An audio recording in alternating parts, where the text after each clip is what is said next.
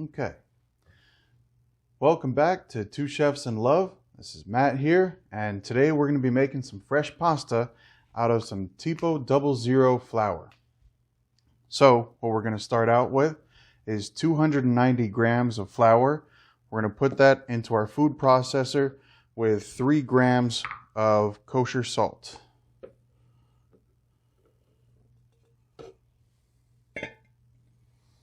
So that's roughly 3/4 teaspoon of salt and 2 1/4 cups of flour.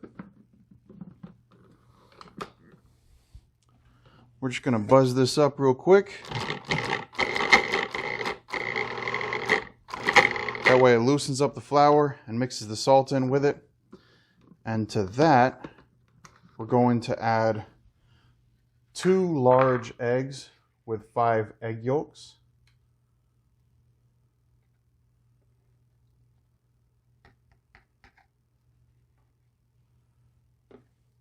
And 1 tablespoon extra virgin olive oil.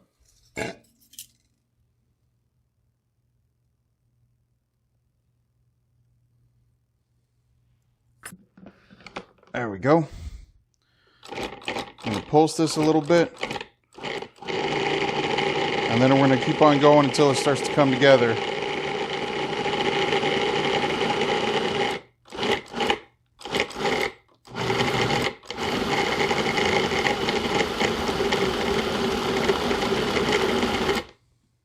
All right, that should be good enough. Let's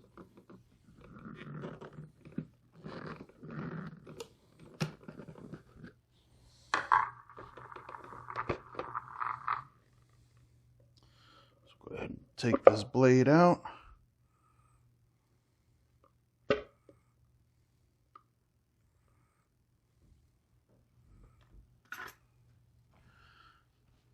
Then we're going to take our work surface, lightly flour it.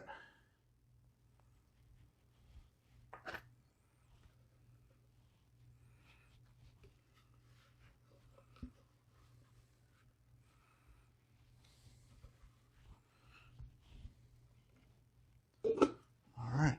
Then we're going to get to kneading. We're going to knead this out a little longer. That way it'll work up those gluten molecules to make that interwoven web of gluten. That way this can be nice and stretchy when we're done with it. So typically, most recipes call for about 3/4 cup of flour to a cup of flour per 1 egg. And we're using a little more egg yolk to make this a little bit more rich.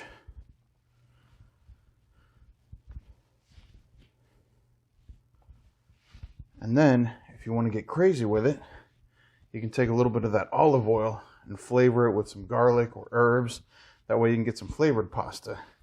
Right now, I'm just making it pretty simple.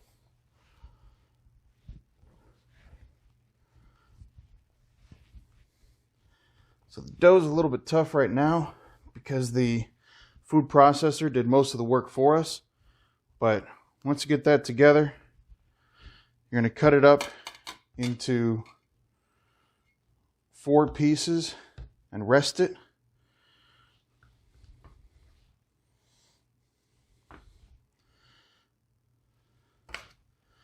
So, if you're going to use some sort of sheeter or automatic pasta cutter, you can cut this into 4 pieces.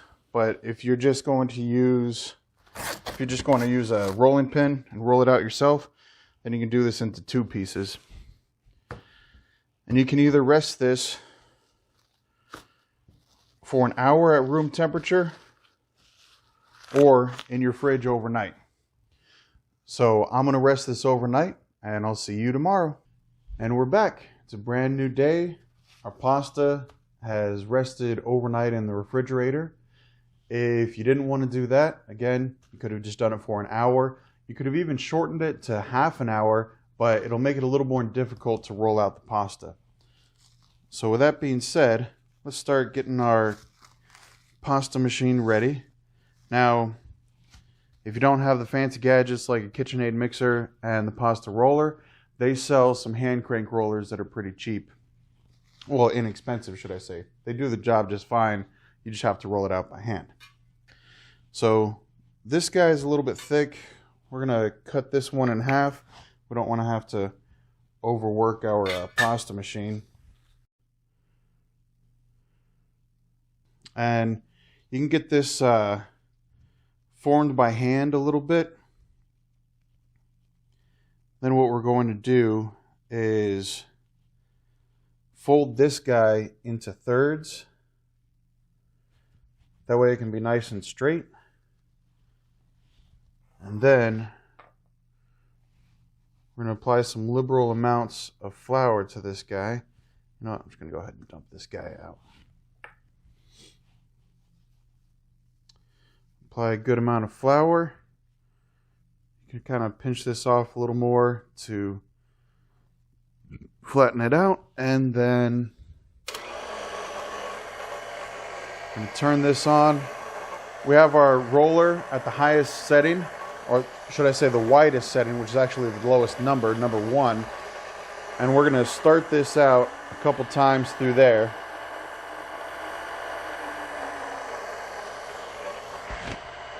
As it comes out, be sure to flour it if it starts to feel a little bit sticky.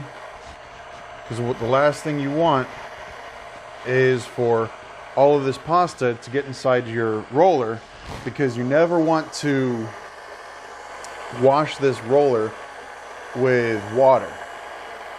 If you're going to clean it, you just take a brush and kind of brush out all the stuff. But if it starts getting all gunky and mixed, especially when you're using the cutters, if it gets all mixed into those gears and everything, and that's bad news, because if you start washing it with water, then it's going to get rusty. So I ran it through there a couple times. Now I'm going down to setting number 2. I'll run it through here a couple of times.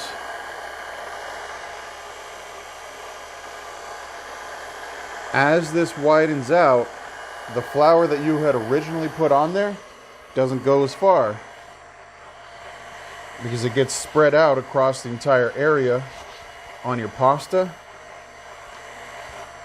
So that's why you need to continuously add more flour the further and further down you you thin this out. I typically run this down to setting number 5. That's typically the thinnest that I like to make it. I feel like after that, sometimes the pasta can be a little bit unmanageable. But it all depends on the dough that you're working with. Right now I'm at a number 3. I typically like to run it through each time twice. Alright, now that's a number 4.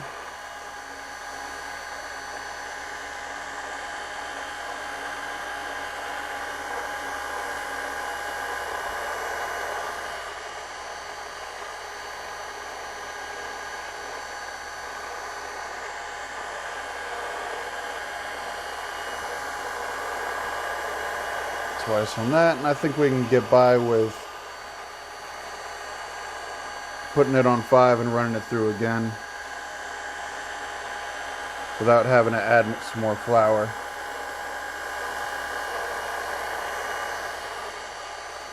So slow and steady wins the race.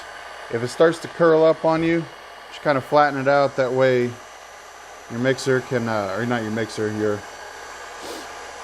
sheeter can kind of grab it up. That way it doesn't double over on itself. And sometimes I can just take the piece that last came out and feed it back in. So again, once I run this through a couple times on each setting, down to number 5, then I have a nice working piece of dough. For this guy, I'm just going to I'll brush it with some more, or sprinkle a little more flour on here. just to keep it from sticking to itself. And then I'll flatten itself onto, fold it over onto itself and set it aside. We're going to do another one real quick. Pinch it out to flatten it some. And then to make some nice, flat, even sides, we're going to fold it into thirds. And if you feel like that's not even enough, right, like it might be looking a little wonky, fold it into thirds again. Now, let me talk about the flour real quick.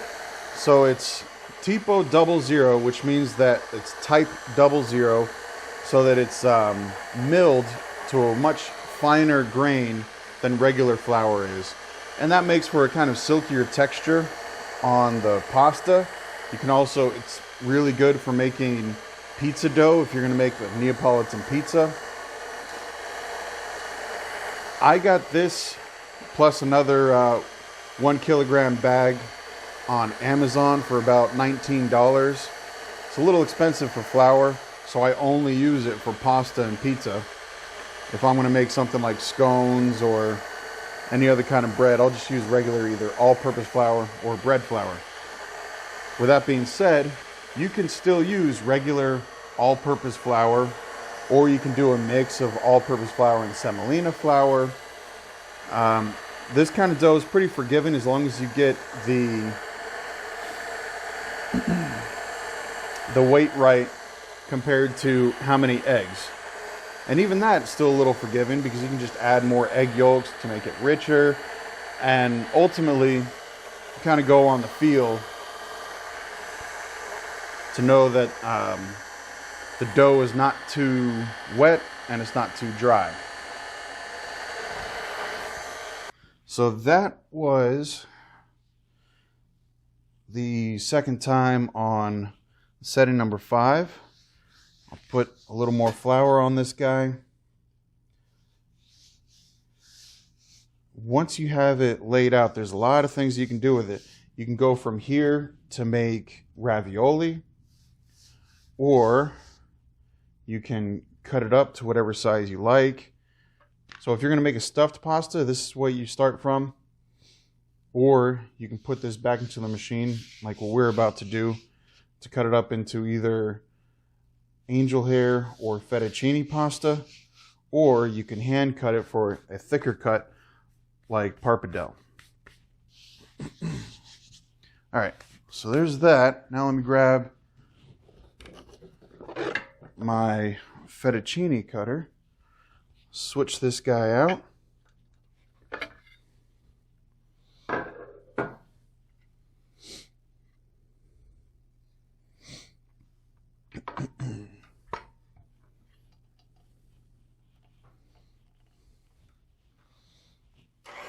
Turn it back on, feed it through once.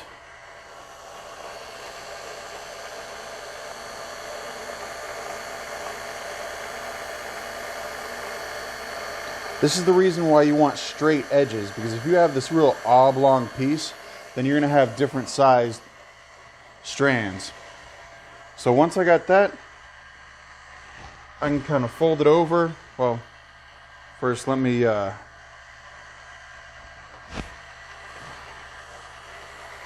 sprinkle some flour, some little magic dust on there. That way, as it sits here, it's not going to bind up on itself. Go ahead and turn that off. So we just made about 1 portion of some fettuccine, but if I want to make pappardelle, just take a cutting board, sharp knife. Then I can cut this to whatever thickness I want. And then there you have a nice fat ribbon of pasta for pappardelle. So a little bit later, we're going to make a sauce for this, and we'll go from there. See you next time.